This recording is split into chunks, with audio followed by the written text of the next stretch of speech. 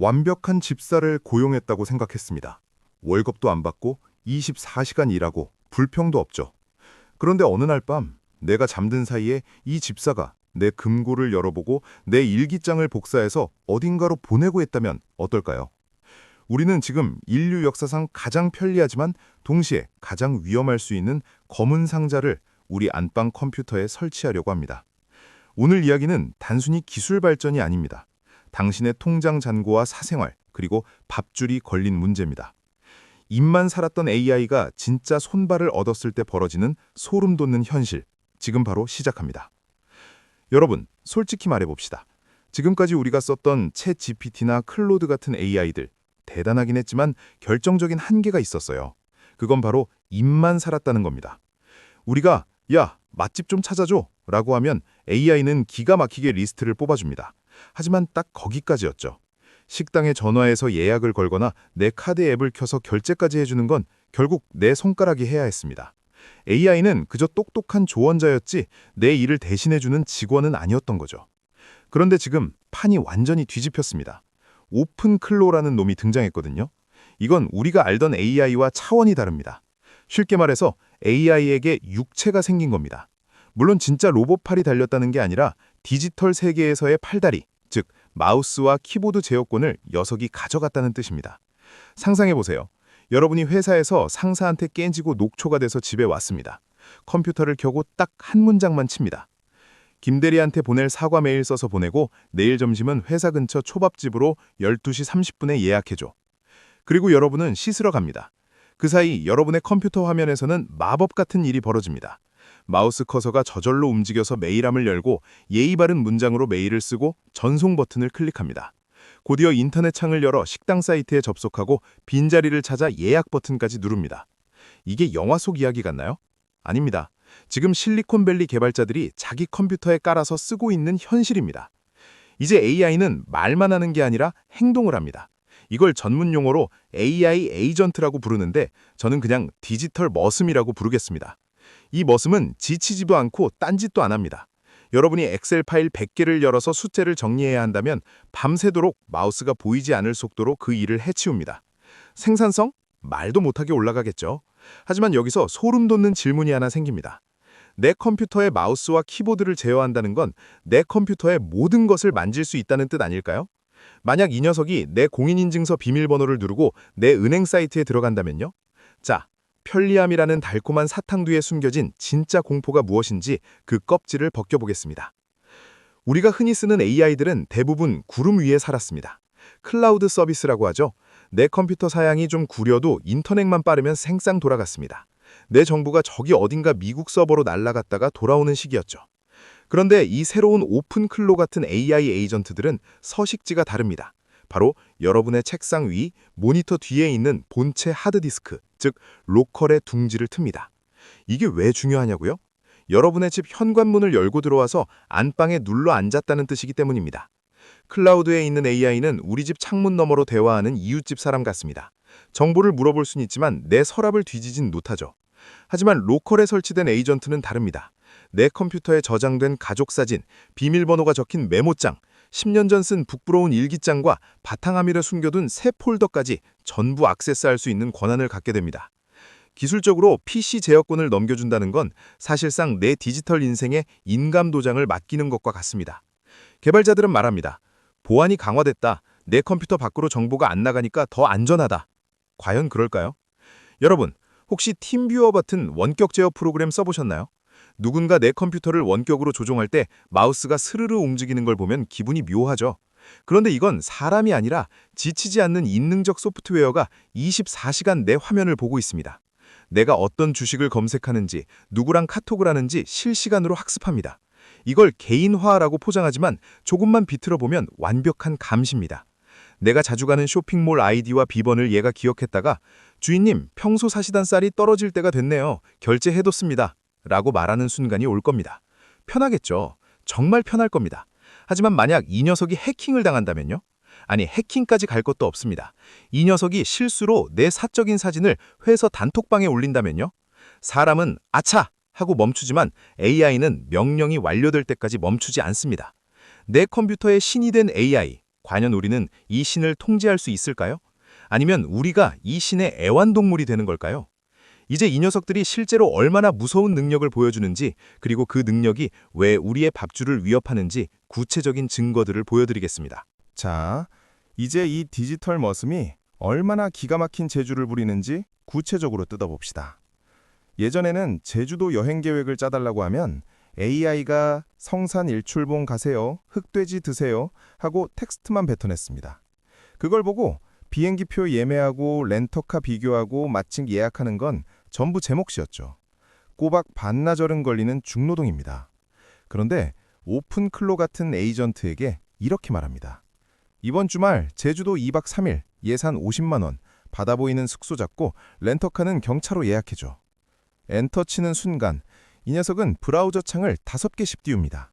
항공권 사이트 들어가서 최저가를 비교하고 숙박 앱 켜서 평점 4.5 이상인 곳만 골라내고 지도 앱 켜서 동선을 짭니다. 심지어 결제 직전에 이 일정 어떠세요? 결제할까요? 라고 팝업을 띄웁니다. 저는 그냥 승인 버튼 한 번만 누르면 끝입니다. 이게 여행뿐일까요? 코딩을 전혀 모르는 사람이 내 얼굴이 들어간 홈페이지 하나 만들어줘 라고 하면 이 녀석이 메모장을 켜서 외계어 같은 코드를 마구 작성하더니 10분 만에 멀쩡한 사이트를 뚝딱 만들어냅니다. 엑셀? 더 가관입니다. 뒤죽박죽 섞인 매출 데이터 1만 줄을 던져주고 보기 좋게 정리해서 그래프 그려줘 라고 하면 화장실 다녀오기도 전에 끝납니다. 우리가 그토록 싫어했던 단순 반복 업무, 일명 엑셀 지옥에서 해방되는 겁니다. 실리콘밸리에서는 이미 이 에이전트를 맥미니라는 작은 컴퓨터 10대에 깔아서 병렬로 돌리는 사람도 생겼습니다. 혼자서 직원 10명분의 1을 처리하는 거죠. 1인 기업? 이제 꿈이 아닙니다. 진짜 나 혼자 산다가 아니라 나 혼자 다 한다의 시대가 온 겁니다. 그런데 말이죠. 이쯤 되면 뭔가 싸한 기분이 들지 않나요? 내가 하던 귀찮은 일을 얘가 다 해주면 회사 입장에서 과연 나라는 존재가 필요할까요? 솔직히 말해서 지금까지 사무직의 업무라는 건 정보의 배달부 역할이 컸습니다.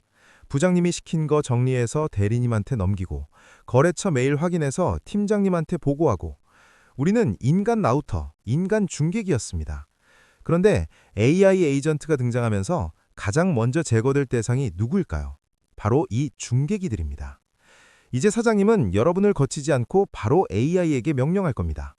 김대리, 지난달 실적 정리해와가 아니라 AI에게 지난달 실적 뽑아서 분석해 라고 말하면 1초 만에 더 정확한 표가 나오니까요. 인간은 피곤하면 실수하고 점심 먹으러 가야 하고 월급도 줘야 합니다. 하지만 에이전트는 전기세만 주면 됩니다. 여기서 더 무서운 건 속도입니다. 인간은 보고서 하나 쓰는데 3시간이 걸리지만 AI는 3초면 됩니다. 결국 업무 처리 과정에서 가장 느려터진 구간, 즉 병목 현상을 일으키는 건 다름 아닌 인간이 되어버립니다. 그래서 미래학자들은 경고합니다. 앞으로의 일자리는 일을 하는 사람이 아니라 AI가 한 일을 검증하는 사람만 남을 거라고요. 마치 공장 자동화가 되면서 조립공은 사라지고 기계 관리자만 남은 것처럼 사무실 풍경도 똑같이 변할 거라는 겁니다. 나는 창의적인 일을 하니까 괜찮아요. 라고요? 천만의 말씀입니다. 자료조사, 초안 작성, 심지어 아이디어 제안까지 AI가 더 많이, 더 빠르게 해냅니다.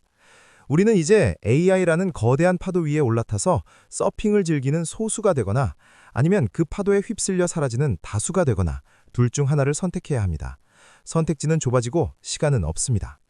하지만 일자리보다 더 당장 오늘 밤 내 컴퓨터에서 벌어질 수 있는 끔찍한 사고가 있습니다. 녀석이 너무 똑똑해서 벌어지는 비극, 바로 보안 문제입니다. 여러분, 혹시 투명 잉크 놀이 해보셨나요? 종이에 아무것도 안 쓴 것 같지만 불을 비치면 글씨가 나타나는 거예요. 해커들이 지금 이 수법을 쓰고 있습니다. 전문 용어로 프롬프트 인젝션이라고 하는데 원리는 소름 돋게 간단합니다.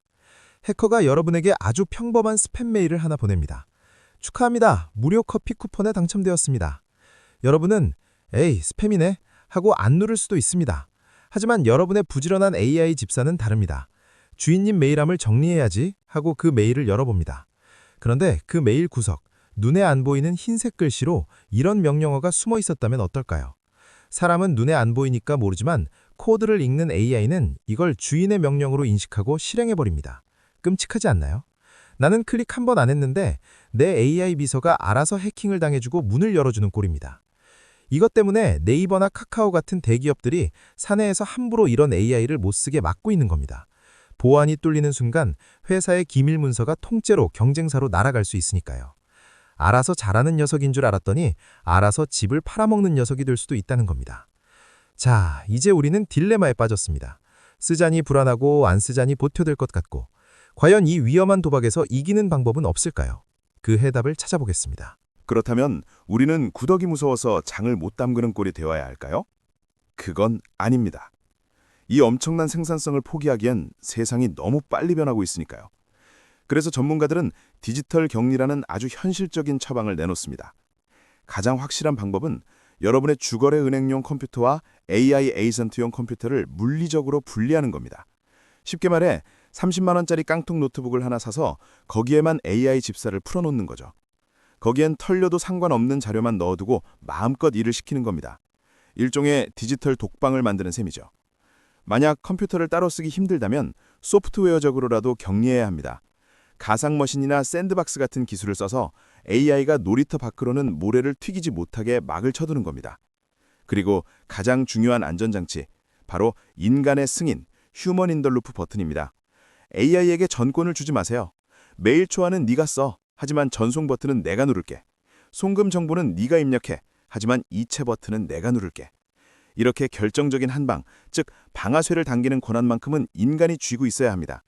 이건 마치 핵미사일 발사 버튼을 대통령이 쥐고 있는 것과 같습니다. AI는 발사 준비까지만 시키고 쏘는 건 내가 하는 거죠. 조금 귀찮더라도 이 마지막 선을 지키는 자만이 AI라는 맹수를 안전한 애완동물로 부릴 수 있습니다. 보안은 기술의 문제가 아니라 결국 주인의 관리 능력 문제입니다. 그런데 이 기술이 단순히 내 업무만 바꾸는 게 아닙니다.